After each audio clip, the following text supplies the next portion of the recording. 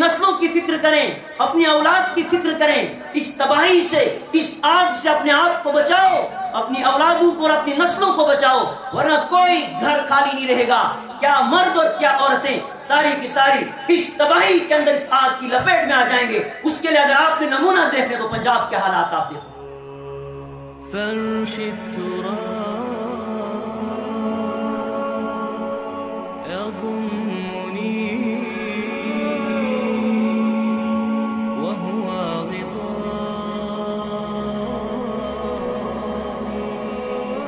Subscribe now and press the bell icon. Never miss an update.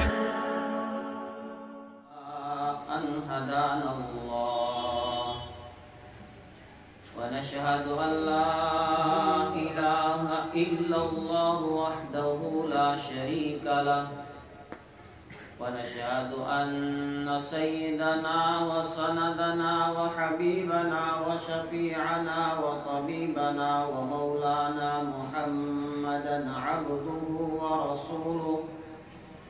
يا رب صل وسلم دائما أبدا على حبيبك خير الخلق كلهم. أما بعد، قال الله تبارك وتعالى في القرآن المجيد: أعوذ بالله من الشيطان الرجيم، بسم الله الرحمن الرحيم. ولا تركنوا إلى الذين ظلموا فتمسكم النار وما لكم من دون الله أولياء ثم لا تنصرون. صدق الله العظيم. برادران اسلام، اللہ تبارک و تعالیٰ کا کرم ہوا، احسان ہوا، جس رب کائنات نے آج پھر سے مجھے اور آپ کو اپنے پاک اور مقدس گھر میں جمع کیا. دعا فرمائے کہ اللہ تبارک و تعالی ہم سب کا نہ قبول فرمائے، ہمارے لیے نجات کا ذریعہ بنائے. کہ پوری دنیا کے اندر جو بھی کچھ ہوتا ہے، جو بھی حالات چل رہے ہیں، یہ یوں ہی نہیں ہے، بلکہ یہ اللہ تبارک و تعالیٰ کا ایک منصوبہ ہے. اللہ تبارک و تعالیٰ کے منصوبے کے تحت یہ سارے کام چل رہے ہیں.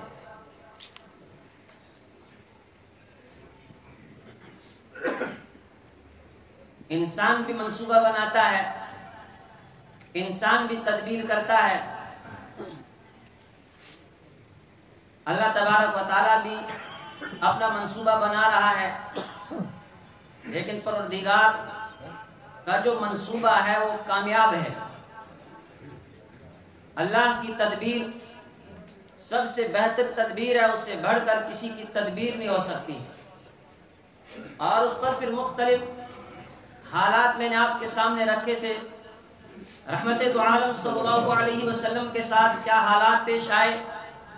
اس وقت کے لوگوں نے جو آپ کی مخالفت پر اتر آئے تھے، انہوں نے آپ کے خلاف کیسے منصوبے بنائے، انہوں نے کیسے کیسے پلان بنائے، اور اللہ تبارک و تعالیٰ نے انہیں کس طرح ناکام کیا، اور اللہ تبارک و تعالیٰ کی جو تدبیر ہے وہ کیسے غالب رہی.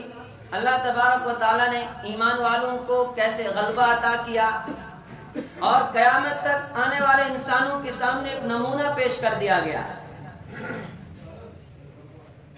مکہ والوں نے رحمت دو عالم صلی اللہ علیہ وسلم کی تحریک کو جب دیکھا تو یہ کہا کہ بس چند روزہ یہ تحریک ہے، اس کے بعد یہ تحریک مٹ جائے گی، اس کے بعد ان کا نام لینے والا کوئی بھی نہیں ہوگا، ان کا ساتھ دینے والا کوئی بھی نہیں ہوگا. اس پر قرآن پاک نے تبصرہ کرتے ہوئے میرے اور آپ کے آقا رحمت دو عالم صلی اللہ علیہ وسلم کو تسلی دی اور آپ سے فرمایا فَسَتُبْصِرُ وَيُبْصِرُونَ بِأَيِّكُمُ الْمَفْتُونَ. او میرے محبوب، آپ کو گھبرانے کی ضرورت نہیں، آپ کو پریشان ہونے کی ضرورت نہیں. یہ بھی منصوبہ کر رہے ہیں، یہ تدبیریں کر رہے ہیں، اور میں بھی تدبیر کر رہا ہوں. آخر کار میری تدبیر غالب رہے گی، ان قریب یہ ظلم کا اندھیرا چھٹ جائے گا، شرک کا اندھیرا دور ہوگا، یہ گمراہی کی جو تاریکی ہے یہ سب دور ہو جائے گی، اور ایمان کا اجالا، ایمان کی روشنی آئے گی، اور پھر دنیا یہ کہنے پر مجبور ہو جائے گی یہ کیا ہو گیا، بِأَيِّكُمُ الْمَفْتُونَ، ان قریب پتہ چلے گا کہ دیوانہ کون ہے۔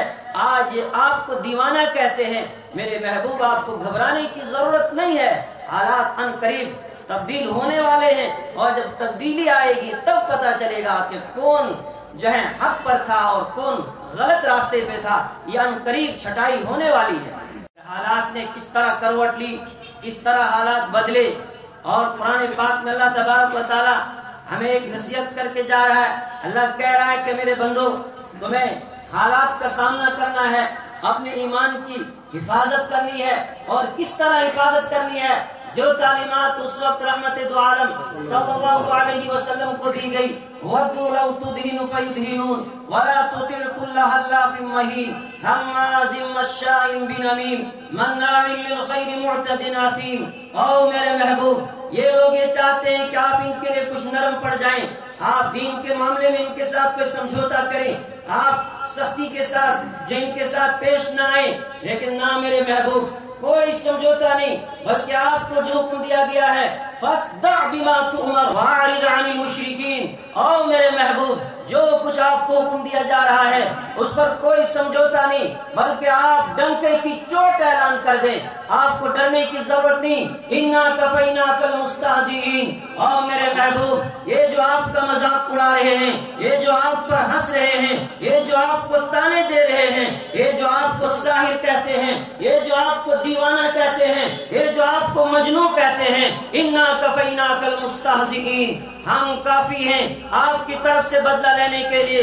آپ کو ڈرنے کی ضرورت نہیں، آپ کو گھبرانے کی ضرورت نہیں، بلکہ آپ قائم رہیں۔ فَاسْتَقِمْ كَمَا أُمِرْتَ، آپ ڈٹ جائیے جیسے کہ آپ کو حکم دیا گیا ہے، آپ کو گھبرانے کی ضرورت نہیں ہے۔ اور پھر اس کے بعد ساتھ ہی کہا وَلَا تَرْكَنُوا إِلَى الَّذِينَ ظَلَمُوا فَتَمَسَّكُمُ النَّارُ وَمَا لَكُم مِّن دُونِ اللَّهِ مِنْ أَوْلِيَاءَ ثُمَّ لَا تُنصَرُونَ۔ وَلَا تَرْكَنُوا إِلَى الَّذِينَ ظَلَمُوا، حکم دیا جا رہا ہے ظالموں کی طرف مت جھکنا، ظالموں کی بات کو مت ماننا، ظالم کا ساتھ مت دینا، ان کے ساتھ کسی طرح کا کوئی سمجھوتا مت کرنا دین کے معاملے میں۔ وَلَا تَرْكَنُوا إِلَى الَّذِينَ ظَلَمُوا فَتَمَسَّكُمُ النَّارُ، آگ تمہیں چھوئے گی، قیامت تک آنے والے انسانوں کو بتایا جا رہا ہے۔ او میرے بندو، کبھی بھی ظالم کا ساتھ مت دینا، کبھی بھی تم کسی ظالم کا آلائے کار مت بننا، مت تم کسی کے اوپر ظلم کرو گے۔ جس طرح ظالم ہے، جو سزا ظالم کو ملے گی وہی سزا ظالم کے آلائے کار کو، جو ظالم کا مددگار بنا ہوگا، فرمایا اس کو بھی وہی سزا ملے گی۔ میرے اور آپ کے آقا رحمت دو عالم صلی اللہ علیہ وسلم نے فرمایا، بیہقی کی روایت ہے، آپ صلی اللہ علیہ وسلم نے فرمایا کہ جب کوئی شخص کسی ظالم کا ساتھ دیتا ہے، ظالم کو ظالم جانتے ہوئے، یہ بات جان رہا ہے کہ یہ آدمی ظالم ہے، پھر بھی اس کا آلائے کار وہ بن رہا ہے، پھر بھی وہ کسی طرح اس کی مدد کر رہا ہے، چاہے وہ کوئی بھی طریقہ ہو اس کو مدد کرنے کا، اس کو سپورٹ کرنے کا، نبی اکرم صلی اللہ علیہ وسلم نے فرمایا کہ یہ آدمی اسلام کے دائرے سے خارج ہو جاتا ہے۔ کسی بھی اعتبار سے کسی ظالم کا آلائے کار بننا، ہمارا اس کا ایمان نہیں رہتا ہے، بلکہ یہ ایمان کے دائرے سے باہر چلا جاتا ہے۔ اور قیامت تک آنے والے انسانوں کو کہا گیا کہ ظالم کے سامنے ڈٹ جانا، اپنے دین کو مضبوطی کے اوپر، اپنے دین پر مضبوطی کے ساتھ قائم رہنا، یہ سب سے بڑا جہاد ہوگا تمہارا، اور یہ سب سے بڑی قربانی ہوگی تمہاری، کہ حالات کس طرح کے بھی آئیں، لیکن دنیا کو دکھانا ہے کہ ہم کس طرح اپنے دین پر قائم رہتے ہیں۔ اور پھر وہ صحابہ کی قربانیاں ہمارے سامنے اللہ تبارک و تعالیٰ نے جو ہے پیش کر دی ہیں۔ نبی اکرم صلی اللہ علیہ وسلم کی ساری زندگی ہمارے سامنے ہے کہ صحابہ کے جسموں کے ٹکڑے ہوئے اور ان کے جسموں سے گوشت کو نوچا گیا، یہاں تک کہ لوہے کے ذریعے سے ان کو داغا گیا، لیکن اس کے بعد بھی انہوں نے دین کے معاملے میں، ایمان کے معاملے میں کوئی سمجھوتا نہیں کیا، بلکہ ڈنکے کی چوٹ اللہ کی وحدانیت کو بیان کیا، ڈنکے کی چوٹ اللہ کی توحید کو بیان کرتے رہے، لیکن حالات سے وہ لوگ گھبرائے نہیں۔ اسی لیے قرآن پاک میں پروردگار نے صاف صاف اعلان کر دیا وَلَا تَرْكَنُوا إِلَى الَّذِينَ ظَلَمُوا فَتَمَسَّكُمُ النَّارُ۔ اگر تم نے ایسا کیا، اگر ظالم کے آلائے کار تم بن گئے، اگر ظالم کے مددگار تم بن گئے، تم نے کسی بھی طرح ان کی مدد کی، فَتَمَسَّكُمُ النَّارُ، اللہ کا عذاب تم پر آئے گا۔ اور اس کے ساتھ فرمایا وَمَا لَكُم مِّن دُونِ اللَّهِ مِنْ أَوْلِيَاءَ، اللہ کے علاوہ تمہارا کوئی بھی کارساز نہیں، پھر تمہیں کوئی اللہ کی پکڑ سے بچا نہیں سکتا ہے، پھر تمہیں کوئی بھی اللہ کے عذاب سے بچا نہیں سکتا ہے۔ ثم لا تنصرون، پھر کوئی تمہاری مدد کو نہیں آئے گا، تمہارا کوئی مددگار نہیں۔ وَكَذَلِكَ أَخْذُ رَبِّكَ إِذَا أَخَذَ الْقُرَىٰ وَهِيَ ظَالِمَةٌ إِنَّ أَخْذَهُ أَلِيمٌ شَدِيدٌ۔ اللہ تبارک و تعالیٰ نے سورہ ہود کے اندر کئی قوموں کا تذکرہ کرتے فرمایا وَكَذَلِكَ أَخْذُ رَبِّكَ، اللہ کہہ رہا ہے فرعون کو دیکھو، ہم نے صف ہستی سے مٹایا، نافرمانی پہ اتر آیا، اپنے آپ کو ربکم الاعلیٰ کہنے لگ گیا، سب سے بڑا رب میں ہوں۔ فرمایا جب وہ ظلم پہ اتر آیا، بنی اسرائیلیوں پر ظلم کرنے لگا، لاکھوں بچوں کو ذبح کر گیا، اللہ کہتا ہے پھر جب میں نے پکڑا وَكَذَلِكَ أَخْذُ رَبِّكَ، یہ ہے تیرے رب کی پکڑ۔ فرمایا قوم نوح آئی، 950 سال تک نوح علیہ السلام سمجھاتے رہے، یا قومی، اے میری قوم، استغفروا ربکم انہو کان غفارا، سرکشی چھوڑ دو، نافرمانی چھوڑ دو، گناہ چھوڑ دو، رب سے معافی مانگو، رب کی عدالت کی طرف جھک جاؤ، آؤ مانو اپنے رب کو۔ لیکن قوم نے نہیں مانا، انہوں نے کہا وہ رب ہے، وہ تمہیں معاف کرے گا۔ انہو کان غفارا یرسل السماء علیکم مدرارا ویمددکم باموال وبنین ویجعل لکم جنات ویجعل لکم انہارا۔ فرمایا وہ رب تم پر بارشیں بھی برسائے گا، قحط میں مبتلا ہو قحط دور کرے گا، فقر و فاقہ اسے بھی وہ دور کرے گا، مال میں تمہیں وسعت دے گا، اولاد تمہیں دے گا، آؤ اس رب کو مانو۔ لیکن قوم نے نہیں مانا۔ نوح علیہ السلام نے پھر کہا یا قوم اعبدوا اللہ، آؤ میری قوم، آؤ ایک اللہ کی عبادت کرو، آؤ ایک رب کی بندگی کرو، ما لکم من الہ غیرہ، نہیں ہے تمہارے لیے اس کے سوا کوئی بھی معبود۔ لیکن قوم نے نہیں مانا۔ پھر اللہ تبارک و تعالیٰ کی پکڑ آئی، طوفان آیا اور قوم نوح کو تباہ کر دیا گیا، برباد کر دیا گیا، وہ لوگ بچ گئے جو ایمان لائے۔ اللہ کہہ رہا وَكَذَلِكَ أَخْذُ رَبِّكَ، یہ تمہارے رب کی پکڑ ہے، نہیں مانا، صف ہستی سے مٹا دیا گیا۔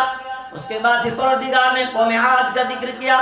میں ہود علیہ السلام اپنی قوم کو سمجھاتے رہے یا قوم اعبدوا اللہ، او میری قوم آؤ ایک اللہ کی بندگی کرو، ظلم و زیادتی کو چھوڑ دو، اللہ کی سے بغاوت اور اس کی نافرمانیاں کرنا چھوڑ دو، ایک اللہ کی بندگی میں آ جاؤ۔ قوم نے نہیں مانا۔ اللہ کہتا صف ہستی سے مٹایا وَكَذَلِكَ أَخْذُ رَبِّكَ، یہ تیرے رب کی پکڑ ہے، جب آتی ہے کوئی بچا نہیں سکتا ہے۔ قوم سمود کا ذکر کیا، صالح علیہ السلام نے اپنی قوم کو یہ دعوت دی، او میری قوم آؤ اللہ کی بندگی کی طرف۔ قوم نے نہیں مانا۔ اللہ کہتا وَكَذَلِكَ أَخْذُ رَبِّكَ، لوط علیہ السلام اپنی قوم کو سمجھاتے رہے، نہیں مانا، اللہ نے صف ہستی سے مٹا دیا۔ آخر میں فرمایا وَكَذَلِكَ أَخْذُ رَبِّكَ إِذَا أَخَذَ الْقُرَىٰ وَهِيَ ظَالِمَةٌ، اسی طرح تیرے رب کی پکڑ آتی ہے، اسی طرح تیرے رب کا عذاب آتا ہے جب وہ سزا دینے پر آتا ہے۔ اذا اخذ ربک اذا اخذ اهل القرى، جب وہ بستی والوں کو پکڑتا ہے، وہی ظالمہ، جب وہ ظالم ہوتے ہیں، ظلم کرتے ہیں، مظلوموں پر ظلم ڈھاتے رہتے ہیں، رب کی نافرمانی کرتے ہیں۔ سب سے بڑا ظلم تو یہ اللہ کو چھوڑ کر کسی اور کی بندگی کرنا، اللہ کو چھوڑ کر کسی اور کو اپنا معبود ماننا، اللہ کو چھوڑ کر کسی اور کو حاجت روا مشکل کشا ماننا۔ فرمایا سب سے بڑا ظلم تو یہ ہے کہ جو انسان اپنے خالق کو چھوڑ کر کسی اور در پہ چلا جائے۔ فرمایا پھر اللہ کا عذاب آیا اور کس طرح آیا، وَكَذَلِكَ أَخْذُ رَبِّكَ إِذَا أَخَذَ الْقُرَىٰ وَهِيَ ظَالِمَةٌ إِنَّ أَخْذَهُ عَلِيمٌ شَدِيدٌ۔ فرمایا رب کی پکڑ بڑی سخت ہے، جب وہ پکڑنے پہ آتا ہے پھر کوئی بچا نہیں سکتا ہے۔ آگے پروردگار نے اور تبصرہ کیا وَلَوْلَا كَانَ مِنَ الْقُرُونِ مِنْ قَبْلِكُمْ أُولُو بَقِيَّةٍ يَنْهَوْنَ عَنِ الْفَسَادِ فِي الْأَرْضِ إِلَّا قَلِيلًا مِّنْهُمْ.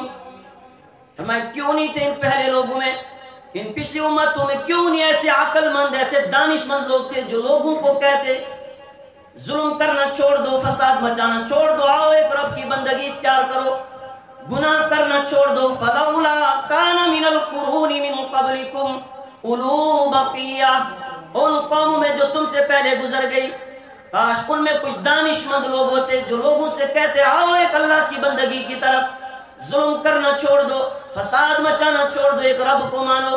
اللہ کہتا ہے الا قلیلا منہم، بہت کم لوگ ایسے تھے جو لوگوں کو ظلم سے روکتے رہے، جو لوگوں کو فساد سے روکتے رہے، لیکن وہ بہت کم تھے، انہیں ہم نے نجات دے دی، اور باقی جتنے بھی ظالم تھے سب کو صفحے ہستی سے ہم نے مٹا دیا. وَمَا كَانَ رَبُّكَ لِيُهْلِكَ الْقُرَىٰ وَهِيَ ظَالِمَةٌ وَمَا كَانَ رَبُّكَ لِيُهْلِكَ الْقُرَىٰ بِظُلْمٍ وَأَهْلُهَا مُصْلِحُونَ. اللہ کہتا ہے میرا قانون سنو، میں کسی بھی قوم کو ہلاک نہیں کرتا، میں کسی بھی بستی کے اوپر عذاب نازل نہیں کرتا جب تک کہ اس بستی کے اندر اصلاح کرنے والے لوگ موجود ہوں، جو لوگوں کو گناہوں سے روکتے رہیں، جو لوگوں کو بربادی سے روکتے رہیں، نیکی کی دعوت دیتے رہیں. جب تک ایسے لوگ موجود رہتے ہیں اس بستی کو ہلاک نہیں کرتا. جب گناہ ہونے لگتے ہیں پھر ان گناہوں کو جب گناہ نہیں سمجھا جاتا ہے، کوئی اصلاح کرنے والا نہیں رہتا ہے، اللہ کا قانون اللہ کہتا ہے اس بستی کو صفحے ہستی سے مٹا دیا جاتا ہے.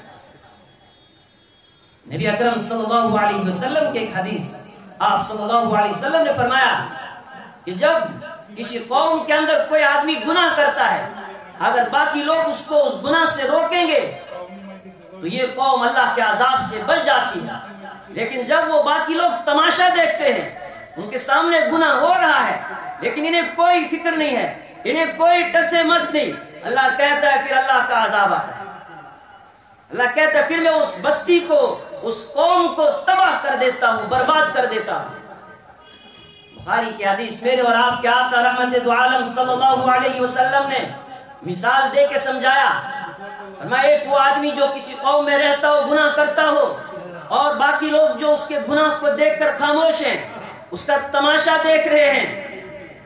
فرمایا اس کی مثال ایسی ہے کہ دو طبقے ہیں جو ایک کشتی کے اوپر سوار ہوئے، پورا ڈالا گیا، قرآن اندازی کی گئی، ایک طبقہ نیچے رہا ایک اوپر، کشتی میں سوار ہیں. اب وہ نیچے والا طبقہ پانی لینے کے لیے اوپر آتا ہے، اوپر والوں کو بڑی تکلیف ہوتی ہے، انہیں کہتے ہیں ہمیں تکلیف ہوتی ہے. اب یہ نیچے والے ایک پلان بناتے ہیں کہ بھائی ہمارے بار بار اوپر جانے سے انہیں تکلیف ہوتی ہے، ہم ایسا کرتے ہیں ہم کشتی میں نیچے سے ہی سوراخ کرتے ہیں تو یہیں سے پانی لے لیں گے. اور یہ کلاڑی پکڑ کے اس سے سوراخ کرنا شروع کر دیتے ہیں. تو اگر یہ اوپر والے نیچے اترے، کہا بھائی کیا کر رہے ہو تم؟ یہ کہیں گے ہم تو پانی لے رہے ہیں، تم ہمیں اوپر آنے نہیں دیتے، تمہیں تکلیف ہوتی ہے. تو اگر انہوں نے ان کا ہاتھ روکا، وہ کلاڑا چلانے سے انہوں نے روکا، تو فرمایا کہ انہوں نے اپنے آپ کو بھی بچایا اور ان نیچے والوں کو بھی بچایا. لیکن اگر یہ اوپر والے کوئی پرواہ نہیں کر رہے، وہ سوراخ کرتے جا رہے ہیں اور نہ انہیں اپنی پرواہ نہ ان کی پرواہ، تو وہ جب سوراخ کشتی میں ہو جائے گا تو نیچے والے بھی ڈوبیں گے اور اوپر والے بھی ڈوبیں گے. فرمایا یہی ہے کہ جب کسی قوم کے اندر کوئی گناہ کرنے لگ جائے، اگر باقی لوگ اس کو نہیں روکیں گے تو وہ خود بھی ڈوبے گا اور باقیوں کو بھی وہ اپنے ساتھ لے ڈوبے گا. قرآن نے اس پر تبصرہ کیا وَاتَّقُوا فِتْنَةً لَا تُصِيبَنَّ الَّذِينَ ظَلَمُوا مِنكُمْ خَاصَّةً وَاعْلَمُوا أَنَّ اللَّهَ شَدِيدُ الْعِقَابِ. وَاتَّقُوا فِتْنَةً، بچو تم ایسے عذاب سے، ایسے فتنے سے، ایسی آزمائش سے جو صرف ظالموں کو نہیں پہنچے گا. لَا تُصِيبَنَّ الَّذِينَ ظَلَمُوا مِنكُمْ خَاصَّةً وَاعْلَمُوا أَنَّ اللَّهَ شدید العقاب. فرمایا پھر صرف ظالموں پر وہ عذاب نہیں آئے گا، وہ عذاب صرف نافرمانوں پر نہیں آئے گا، بلکہ اس کی لپیٹ میں پھر سارے لوگ آئیں گے. اس کے لیے کہا جا رہا ہے کہ بچاؤ اپنے آپ کو. یا ایھا الناس قوا انفسکم واہلیکم نارا، او ایمان والو اپنے آپ کو، اپنے اہل و عیال کو جہنم کی آگ سے بچاؤ. ان کے لیے جہنم کی آگ سے بچنے کا سامان تیار کرو، اپنے آپ کو بھی بچاؤ، اپنی نسلوں کو بھی بچاؤ. اپنی اولادوں کو بھی بچاؤ. قرآن نے بار بار تبصرہ کرتے ہوئے ہمیں کہا تھا یا ایھا الذین آمنوا، او ایمان والو، لا تتولوا قوما غضب اللہ علیہم ما هم منکم ولا منہم. او ایمان والو، تمہیں ایک ذرا برابر بھی اللہ کے دشمنوں کے ساتھ دوستی لگانے کی اجازت نہیں. جن لوگوں پر اللہ کا غضب اترا ان لوگوں کے ساتھ تمہیں دوستی لگانے کی ضرورت نہیں. وہ تمہارے سگے کبھی ہو نہیں سکتے ہیں.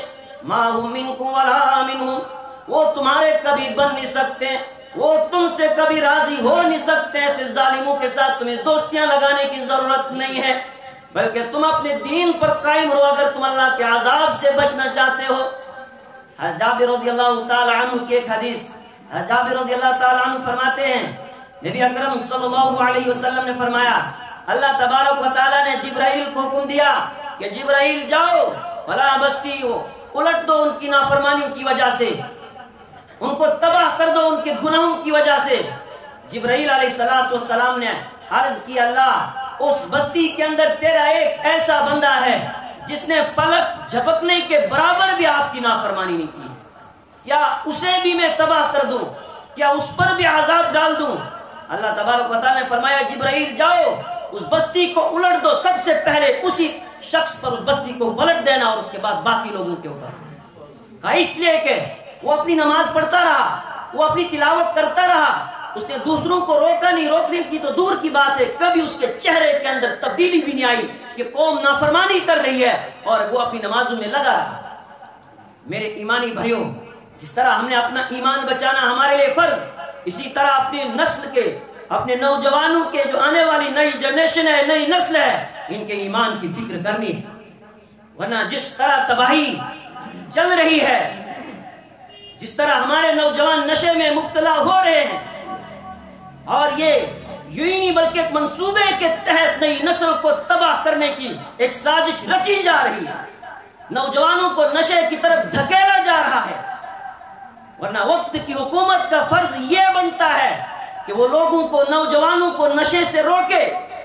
روزانہ آپ سوشل میڈیا پہ، اخبارات میں دیکھتے ہیں کہ فلان جگہ نشے کرتے ہوئے وہ پکڑا گیا، یہ کیا گیا، وہ کیا گیا، اور ادھر سے وقت کی حکومت خود ہماری اس نئی نسل کی زندگیوں کے ساتھ کھیلنے کے لیے جگہ جگہ شراب کے اڈے کھولے جا رہے ہیں، نشے کو عام کیا جا رہا ہے. اس نشے کو روکنے کے لیے آگے اگر آنا ہے تو یہ مجھے اور آپ کو آنا ہے. آپ وہ بھول جائیں کہ کوئی آئے گا اور وہ ہماری نسل کو بچائے گا. آپ اس چیز کو بھول جائیں کہ قانون اس کو روکے گا، نہیں، بلکہ حکومتیں خود چاہتی، جیسے کہ آج کل عام ہے کہ اگلے مہینے سے کشمیر میں کتنی دکانیں کھلیں گی، جموں میں کتنی دکانیں کھلیں گی. اس سے نقصان کس کا؟ اس سے جو ہماری نئی نسل ہے ان کی زندگیوں کے ساتھ کھلواڑ کیا جا رہا ہے کہ یہ نشے کے اندر اتنے مبتلا ہو جائیں تاکہ پھر جو ہے انہیں ہوش ہی نہ رہے کہ ہمارا مقصد کیا تھا. میرے ایمانی بھائیوں، سنبھلنے کی ضرورت ہے، جاگنے کی ضرورت ہے. یہ فتنوں کا دور ہے. میں بار بار یہ کہہ رہا ہوں، ہم آخری دور میں قدم رکھ چکے ہیں. جو آپ سنتے تھے کہ آخری وقت میں ایسا ہوگا، ایسا ہوگا، یہ وہ وقت آ چکا ہے. اپنے ایمان پر قائم رہنا اتنا مشکل ہے کہ ہاتھ میں آگ کے انگارے لینا اس سے بھی زیادہ مشکل ہے. چھٹائی چل رہی ہے.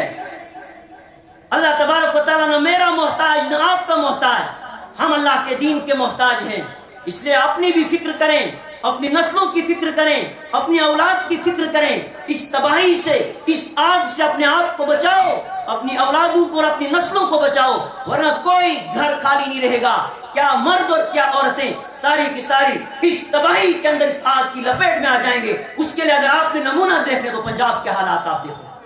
نہ کوئی مرد بچا، نہ کوئی عورت بچی جو اس نشے کے اندر مبتلا نہ ہوئی. اور ایک منصوبے کے تحت لایا جا رہا ہے کہ نوجوانوں کو اس کے اندر مبتلا کیا جائے اور ان کے ہوش ختم ہو جائے اور یہ اپنا مقصد بھول جائیں.